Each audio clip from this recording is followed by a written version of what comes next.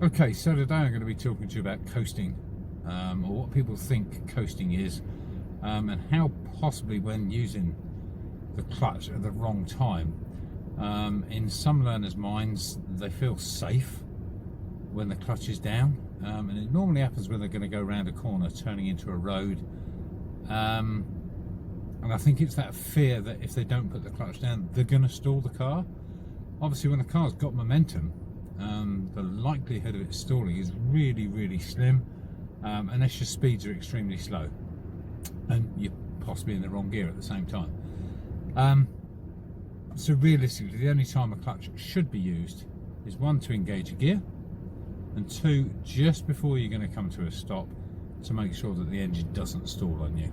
Okay, so I'm just going to do a bit of driving. I'll add in the footage from my feet and outside the front, so you can see what's actually happening whilst I'm talking you through it. Okay, so we're going to move off down the road.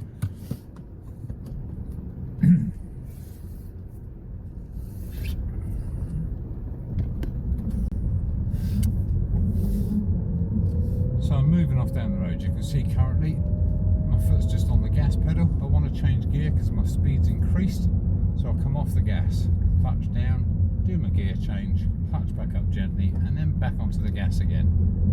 Now, if I was to put my foot on the clutch now, this would be deemed coasting, because I've disengaged the engine from the gearbox and we are literally just rolling. I've got no real control over the car. The car is just rolling.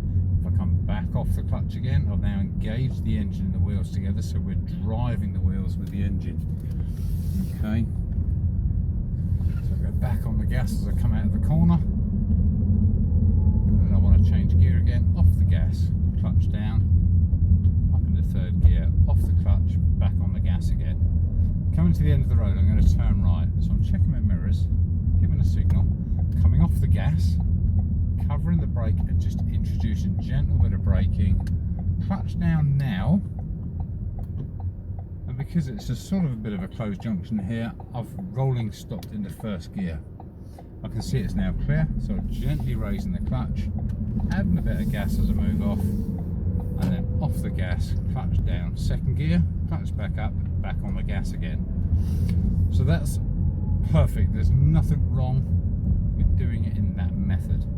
I've just introduced the clutch right at the end before I've got to the end of the road to ensure that the car doesn't stop and stall. It just rolls to a stop at the very last few feet before I get to the turning. So I'm going to turn right again here. So I'm checking my mirrors, giving a signal. I'm off the gas. I'm in second gear at the moment, and realistically, as long as the car goes slowly enough, I can look into the road, there's nobody coming, and I can just turn in. I haven't had to use the clutch at all. Now, were I to do that and put the clutch down, the car would actually gain speed going around the corner, because the engine is holding back the wheels, because the revs of the engine have dropped. It's dropped the speed of the car as well. Once you disengage the engine from the wheels, then ultimately the wheels are just rolling. So you could potentially, especially if you're going downhill and around the corner, you could build your speed quite substantially. That's going to cause you issues with controlling the car. Okay, so I'm going to do that same first bend that I took, and this time I'm going to put my foot on the clutch as I go around the corner. Stayed off the clutch. So I'm going to do the same again, going into this road up here. I'm going to use a bit of brake, but I'm going to come off the brake and put my foot on the clutch as I go around the corner, as long as nobody's oncoming. So I'm checking my mirrors, giving a signal, introducing a little bit of brake, and then I'm coming off the brake, putting my clutch down, and we're just going to whiz round this corner because the clutch is down.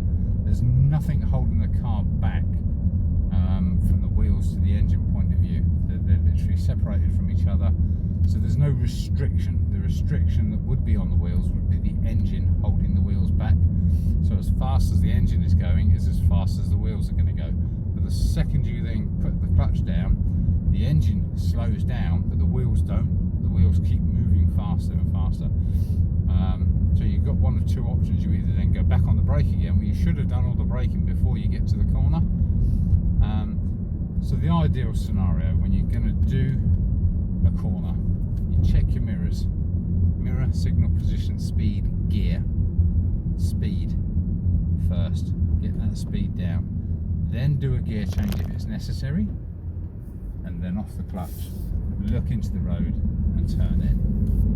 Okay, you'll notice I haven't used the indicator there. There's nobody behind me, there's nobody ahead of me, there's nobody on the pavement around me, so that it wasn't necessary. So again, end of the road, checking my mirrors, giving a signal, off the gas, braking gently. I've got time to slow my speed down here and have a look in both directions. Just go back onto the gas again. It was clear for me to proceed. There was no need for me to stop. So I'm going to move it out a little bit further this time.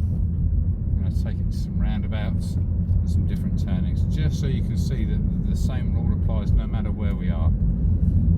There's just no necessity to put that clutch down at any time unless you're going to come to a stop, and it's just before you come to a stop. So I'm off the gas, I'm braking for the oncoming car.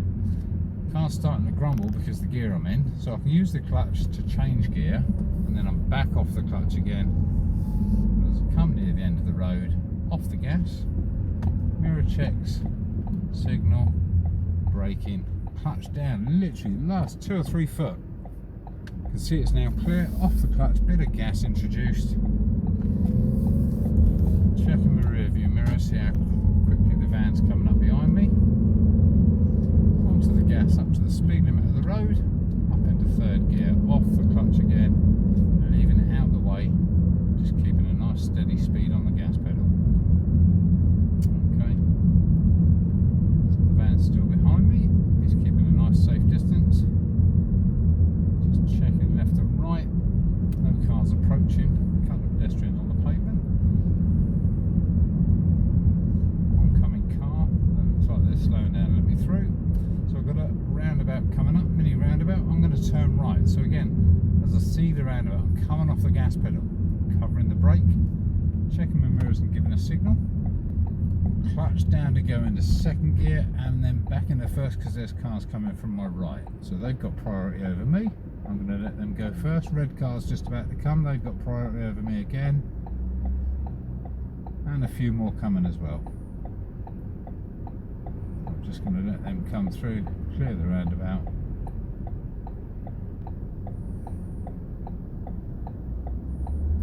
And off we go.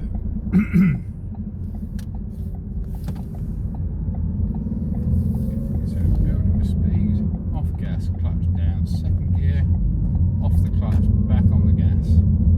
Increase my speed, off the gas, clutch down, third gear, clutch back up, back on the gas. And again, off gas, clutch down, fourth gear, clutch up, back on the gas again.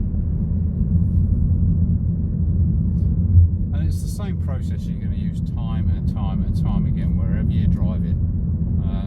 Nothing changes realistically, just possibly a case of what gear you end up in depending on the type of road that you're on.